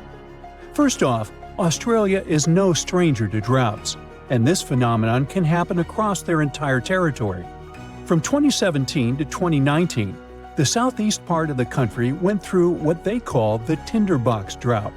This was a severe bone-dry event where the cooler months saw only about half the usual rainfall. Parts of Australia became so dry that wildfires were a constant threat. Crops failed, and water was scarce. This drought was also thought to have contributed to the Black Summer fire disaster. By the end of 2019, bushfires were raging across the country on a scale never seen before, with people describing them as rivers of lava flowing down from treetops. The losses were staggering. The tourist industry alone took a hit of $2.8 billion, and over 7,000 jobs disappeared as a result of this difficult period. The tinderbox drought was a big reminder of what Australia might face in the future. That's why it's so important to understand what happened in the past to get a full picture of a possible 20-year mega drought. But there is one problem. Even though droughts are relatively common in Australia, the rainfall data available until today isn't enough for researchers to predict the future, and our records only go back to around 1900. So experts decided to study tree rings to uncover missing environmental data. If you look at a tree stump, you'll notice concentric rings on its surface. As trees grow, they form new rings, and the thickness of these rings depends on how much water they get. During a megadrought, the rings appear thinner because the trees don't have much water. Unfortunately, these natural records usually only go back a few hundred years, and it only tells us about specific local conditions, not the situation across all of Australia. So, experts turn to computer models to simulate how Earth's climate changed from the year 850 to 2000. This approach helped them to paint a picture of when megadroughts might have occurred in Australia and how to predict what might happen in the future. But what they were really interested in was whether the human factor might be making this scenario worse over the years and if we are somehow intensifying these dry periods. So, are we to blame for these megadroughts? The short answer is, we're not sure yet. On one hand, dry periods in Australia do seem to last longer than they did before factories and machines became common. On the other hand, they don't seem to be getting more intense or happening more often than before industrial times. This means a drought lasting 20 years might not be directly linked to human activities. Actually, this kind of phenomenon is just a normal part of how rainfall changes in Australia over time. This is backed up by evidence from ice cores, which suggests that a 39-year drought hit eastern Australia around 800 years ago. What makes it all so fascinating is that there isn't just one cause for this phenomenon. I mean, there is no single mechanism that explains all cases of megadroughts. It happens because the right combination of ocean and atmospheric conditions come together, and you end up with a drought. And just by random chance, you might have periods where there are 100-year-long droughts. Despite what many people think, megadroughts are not geographically isolated. They have occurred on every continent except Antarctica over the past 2,000 years, and are often linked to natural events. For instance, megadroughts in North America and Southwest South America were driven by El Niño, where the Pacific Ocean near the equator gets warmer than usual disturbing normal weather patterns. They are not rare events either. In fact, the U.S. Southwest has been experiencing a mega-drought since 2000. It's being considered the driest period in 1,200 years for the region. Major reservoirs like Lake Mead and Lake Powell are at low levels. Heat waves are hitting cities like Phoenix and Las Vegas harder than ever. And wildfires are happening more frequently as the land gets drier. Now, let's think about the future. Even though we have a very recent and concrete example from the U.S., research can't exactly predict how a 20-year megadrought would play out in Australia. Usually, such events show up mainly as reduced rainfall and snowfall. But in most areas, the increase in drought risk will be caused by a warmer, more arid atmosphere. So the ground will probably look parched and cracked, rivers and lakes will likely shrink, and the sky will be relentlessly clear and blue, with barely a cloud in sight. Farmers might struggle to grow crops, making grocery prices rise worldwide. Things like bread, flour, and cereals may become scarcer, as Australia supplies about 13% of global wheat exports. Coal mines might be affected, as they depend on water for extraction, washing, and processing. That might drive up power costs for industries around the world, which could be passed on to consumers, impacting global growth and inflation. As cities might face water shortages, Australians will likely find new ways to conserve every drop or maybe move to New Zealand or Southeast Asia. Now, you're probably thinking, when is this big event going to happen? Honestly, it's really hard to predict exactly. Megadroughts can happen every 150 to 1,000 years, but experts think Australia should be ready for one to happen in the next 10 years or so. And this possibly should be taken seriously. This phenomenon has been known to contribute to the collapse of entire civilizations. Take the Akkadians of Mesopotamia, who built the world's first empire more than 4,000 years ago. Studies of moisture at the ruins of Akkadian cities suggest that they experienced a massive drought lasting 300 years, and this may have led to their collapse. A similar thing happened to the Assyrian Empire, which existed over 2,700 years ago, in what is now northern Iraq. For years, it was a real mystery why they left their capital of Nineveh and never returned. But recent studies of a stalagmite in the Cunaba cave revealed that the rise and fall of the empire coincided with a wet period followed by a 125-year-long mega-drought. Because they were very dependent on seasonal rain for agriculture, this dry period made their life much harder. Even though experts now believe they probably left because of the dryness, the question of where they went is still a mystery.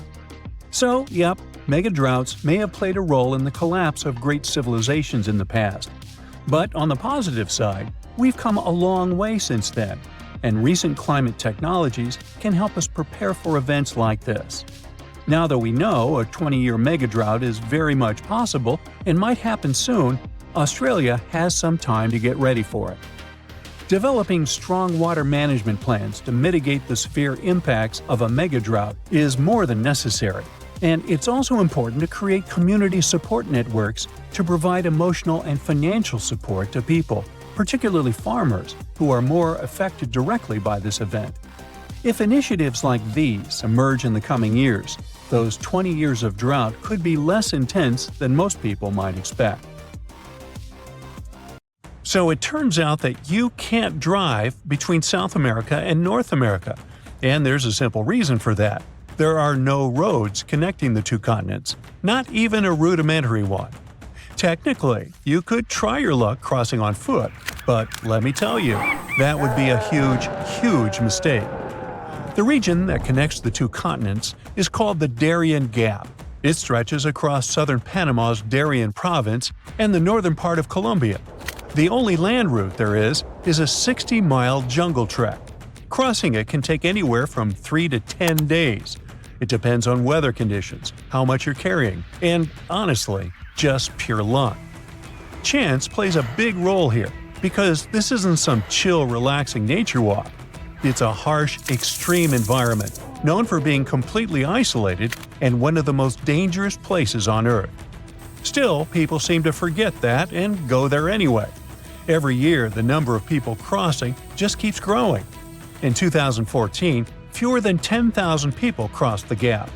In 2023, that number increased to 520,000. Now, you might be wondering, what are so many people doing in the middle of the two American continents, risking all that danger? Well, that's because the Darien Gap has become a route for refugees migrating to North America. But to get there, they face all kinds of dangers, from insect bites and infections to serious fractures. We're talking about a no-man's land. Since there are no police stations, immigrants must also watch out for thieves. Along the way, they have no choice but to rely on and support each other. Most people start the crossing with at least a tent or tarp, rain boots, water, and some food. But these things get heavy fast, and people normally can't carry enough supplies for the entire journey. At some point, people start drinking river water to avoid dehydration. But the water's full of bacteria and dirt, so it causes intestinal issues. And if things get serious, there's no medical help there. To make this whole scenario even worse, the temperatures are brutal, often hitting over 95 degrees Fahrenheit.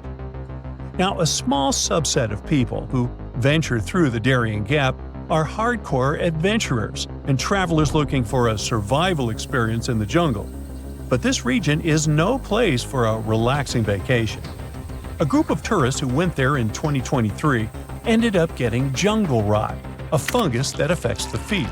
The situation got so bad that a woman had to be carried out by the group on the last day because she couldn't walk. No matter how prepared people are for the Darien Gap, in the end, survival mostly comes down to luck. Out there, travelers won't find cities with solid infrastructure where they can crash at a hotel and gear up for the next day. In some spots, they might stumble across basic camps right in the jungle. These camps might offer wooden platforms for tents, bucket showers, toilets, and even plates of chicken and rice. But it all comes at a price. Wi-Fi, for example, might cost $2 an hour, and that seems like a pretty good deal, considering there's no cell phone service on the trail. They pretty much lose all contact with the outside world. Now picture a dense rainforest with steep, muddy terrain. The hiking trail is littered with boulders and tangled with vines, like nature's own tripwires. It climbs sharply over a mountain, becoming a serious challenge even for someone in good physical shape. The area also gets constant heavy rainfall, which can lead to landslides, flash flooding, and extremely muddy conditions. The situation gets so intense that even the t-shirts and faces of those who make the crossing end up covered in mud. They'll also have to cross a lot of fast-moving rivers. A Venezuelan dad who recently went through the area with his 2 kids said their sneakers ripped apart on the very first day. That's how powerful the rivers can be. And they're deep, too. Sometimes the water reaches all the way up to their shoulders. But the dangers in that area aren't recent. For centuries, the Darien Gap was thought to be impossible to cross. The first Europeans who ventured into Latin America saw it as kind of a jungle training school. They totally knew about its dangers, but still, many adventurers tried to make the crossing in the years that followed. In 1854, for example, an expedition disappeared for 49 days in the jungle, battling starvation and exhaustion.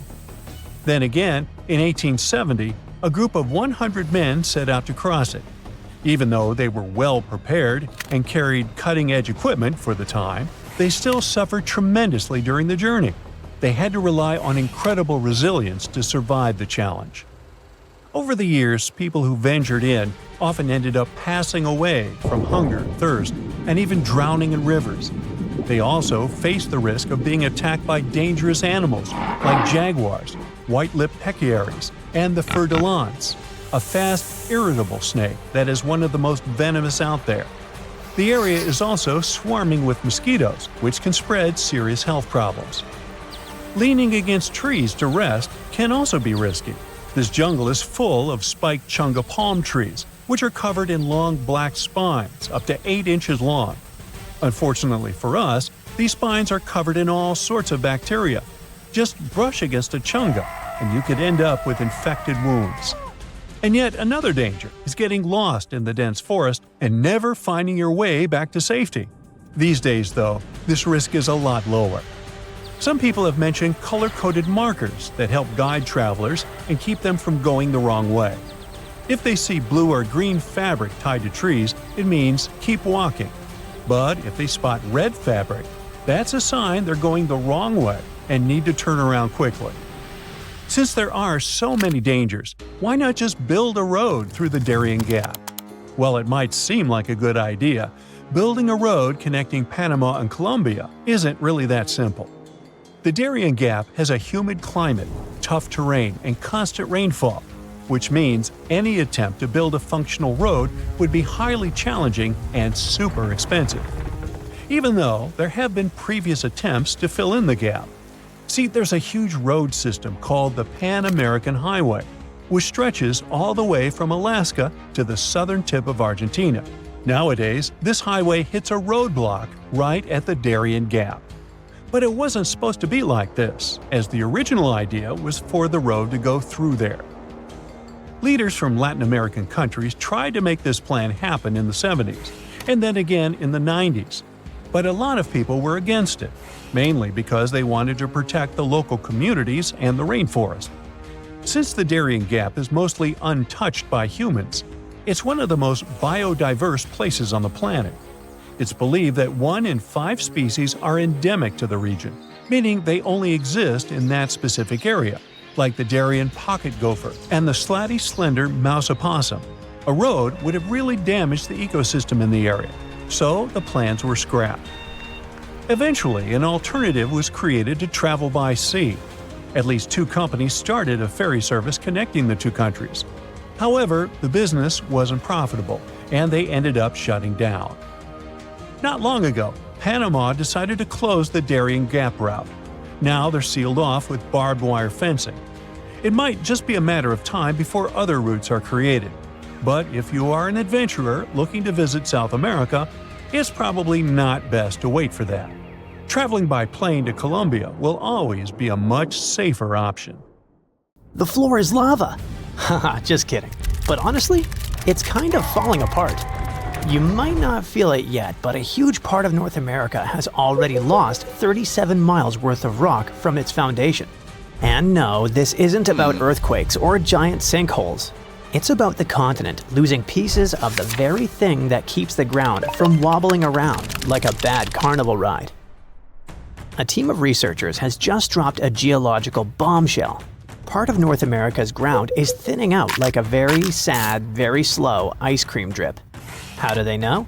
They basically gave Earth a high-tech full-body MRI and created 3D maps showing how rocks once considered indestructible are now melting away into the planet's guts, like an upside-down cheese pizza inside an oven. But to really understand this mess, you first have to meet my old friends, cratons. Cratons are like the roots of the continents. They're thick, tough, and ancient. We're talking billions of years old. These bad boys survived meteor impacts, supervolcanoes, and even the tectonic movement of plates. If the plates got into fistfights, for example, you can bet we would see mountain ranges being born. If they got a divorce, drifting apart from each other, then a whole new ocean would be born. All of these things leave scars on the surface of Earth, but the cratons seem to always remain unfazed, like the cockroaches of geology. And since a craton can basically get punched in the face and feel nothing, scientists always assumed these things were nearly indestructible. But then, a group of researchers took their fancy machines to the test and realized that, wait, the cratons are falling apart? How? Enter the Farallon Plate, a really ancient tectonic plate that started to slide under North America's major plate over 100 million years ago. This is a pretty normal process, actually. It's called subduction, and it's how Earth recycles rocks and keeps itself from overheating. This subduction thing has been happening for so long that, by now, the Farallon is almost 400 miles away from the craton, sitting pretty chill at the lower mantle, weirdly close to the outer core of our planet. But the Farallon has been causing trouble, like that one roommate who moved out but keeps leaving weird stuff in the fridge. You see, as it sinks, it tugs on the bottom of North America's foundation, stretching it out and causing pieces to fall off into the deep mantle. And if that wasn't enough drama, the sinking Farallon has also leaked water and carbon dioxide into the surrounding rocks, making the craton even softer and easier to shred apart. Thanks, Farallon. Very cool of you. By studying hundreds of earthquakes across thousands of monitoring stations, scientists have confirmed the story. Big chunks of continental material are dripping downward, thinning the craton by as much as 37 miles. That's more missing rocks than can fit into a milk carton. Sounds dramatic, right? But don't worry. This is happening at a snail's pace. It'll take millions of years for anything noticeable to happen. Your great-great-great-great few grandkids from the distant future might still be standing on solid ground. But don't get too comfy. This thing may not be an urgent problem, but there's another type of sinking that's happening faster than you can say, "Help." Here's the thing. By 2050, at least 32 major cities in the US, including New York, Baltimore, and Charleston, could be partially underwater. And guess what? This one is mostly our fault. Scientists noticed that since 2007, some cities have been sinking into the ground between 0.04 and 0.08 inches every year. Charleston, in South Carolina, is pulling ahead in the worst way possible, sinking 0.15 inches annually. Sure, these numbers sound tiny and a bit ridiculous, but Charleston is barely 9 feet above sea level. And a little sinking goes a long way when the ocean is breathing down your neck. On really bad flood days, people there have to abandon their cars and basically swim home. This whole phenomenon is called land subsidence. And when you mix sinking land with rising sea levels, you get a disaster cocktail of flooded streets, salty farmland, ghost forests, and a lot of very cranky homeowners. And it doesn't stop with just homes. Infrastructure like bridges, roads, airports, and power plants, all things we rely on daily, are also at risk of serious damage. Flooded electrical grids and sunken highways could cause billions more in economic losses and create major safety hazards for communities. Now, let's be fair. Not everything is humanity's fault. Some of this trouble dates all the way back to the Ice Age. About 12,000 years ago, massive ice sheets covered the northern US. They were heavy, like seriously heavy. The weight pushed the land down, and when the ice melted, the ground didn't just pop back up like a trampoline. Instead, it started playing a weird game of geological seesaw. The places that were squished started rising, and the places that weren't got pulled down. This whole process, called glacial isostatic adjustment, try to say that 3 times fast. But of course, humans found a way to make it worse. Groundwater extraction is a major culprit. Think of it like pulling the stuff out of the mattress. After a while, the whole thing just sags. In places like California's Central Valley, the land is dropping by up to 8 inches a year because we keep pumping out water during droughts. In cities like New York, the problem isn't just water. Skyscrapers themselves are making it worse.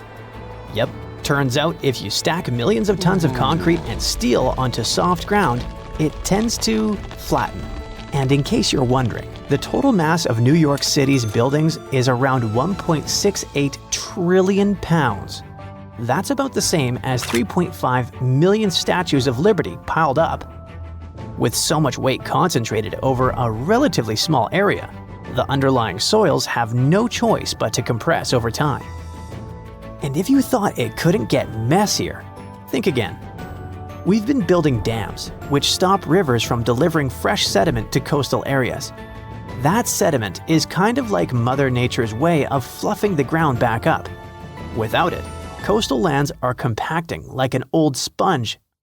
Plus, when wetlands are drained for agriculture or construction, the peaty soil dries out and collapses. Honestly, it's like the ground just can't catch a break. Scientists also noticed that the areas that used to be lush wetlands are now among the fastest sinking spots in the country, especially along the Gulf Coast. Louisiana, for example, is losing about a football field of land because of this mix of subsidence and rising seas. So what's the end game here for us regular people who just want to live above sea level? Well, it's not looking great. Ghost forests, which are basically drowned woodlands, are popping up. Farmland is turning salty and unusable. And even sunny day flooding, where streets flood without any rain, is becoming a thing. Yikes! Meanwhile, over on the West Coast, California is not exactly winning either. San Francisco and Los Angeles are both sinking, which means that rising sea levels could hit them twice as hard and twice as fast. In some places like the Palos Verdes Peninsula, the ground has been sinking so fast, people over there might as well live like moles. So, is America turning into the next Atlantis? Probably not next week, but without serious action, like cutting back on groundwater pumping and planning smarter cities, at least 500,000 people are in serious danger. And the housing damage could easily rack up a jaw-dropping $109 billion by 2050. In the end, while North America isn't about to sink like a poorly made souffle, it's definitely showing some cracks in the crust. So maybe let's ease up on groundwater pumping, rethink how and where we build, and invest a little more in keeping our feet dry. After all, if the floor really does become lava someday, we're gonna wish we had at least fixed the leaks first.